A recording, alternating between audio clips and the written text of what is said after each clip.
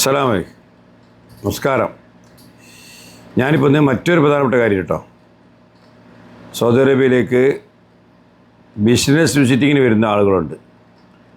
Tourist അല്ല, business വിസിറ്റിങ്ങിന് വരുന്ന ആളുകളുണ്ട് ഓരോ കമ്പനീൻ്റെ പേരിലൊക്കെ.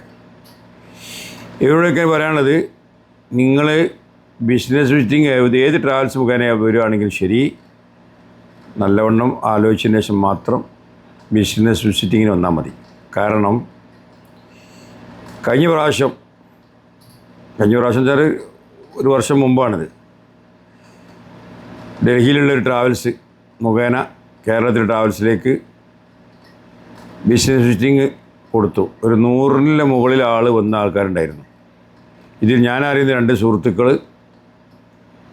അതേ ഇതിൽ ബിസിനസ് വിസിറ്റിങ്ങിന് വന്നു.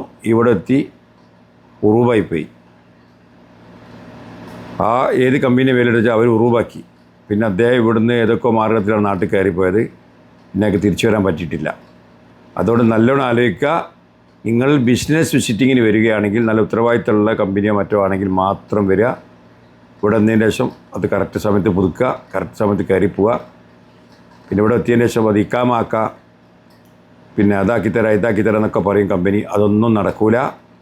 അതിലൊന്നും ചതിയിൽ വീഴരുത്. പ്രത്യേകം ഓർമ്മിക്കുകയാണ്. ബിസിനസ് വിസിറ്റിങ്ങിന് വരുമ്പോൾ ഉത്തരവാദിത്തമുള്ള ഏത് കമ്പനീൻ്റെ പേരിലാണോ മോശത്തിൻ്റെ പേരിലാണെങ്കിൽ അതിന് ഉത്തരവാദിത്തത്തിൽ വരിക. അല്ലാതെ വന്നു കഴിഞ്ഞാൽ നിങ്ങൾ കൊടുക്കും.